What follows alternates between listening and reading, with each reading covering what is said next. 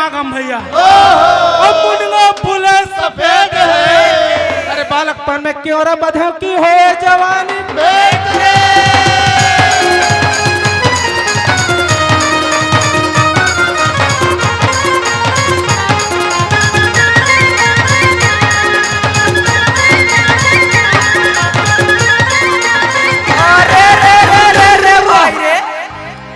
रामनगरिया राम के संगी और बसे गंगा के तीर। अरे अटल राज महाराज के भाई चौकी में हनुमत पीर।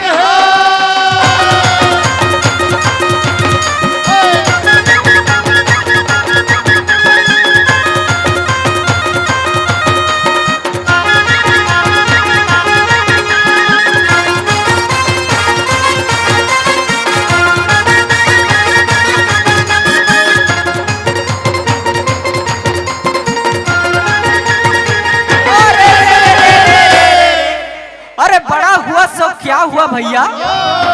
और जैसे पेड़ खजूरे, अरे पंछी को छाया नहीं भैया, फल लागे तिडूरे।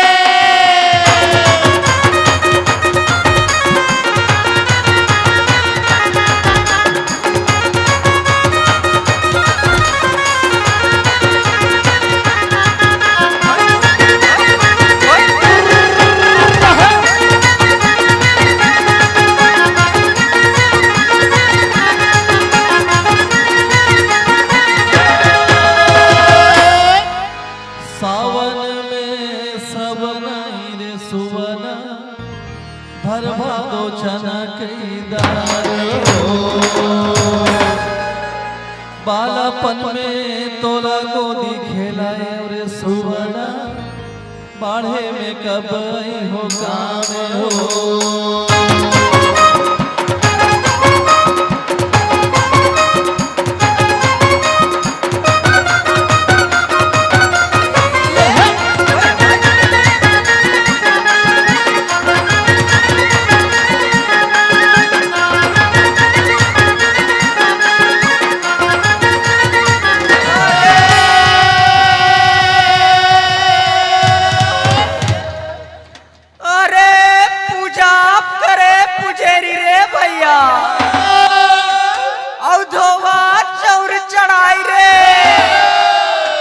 पूजा परते मोर सहारा देव के परमेश्वर भोग लगा।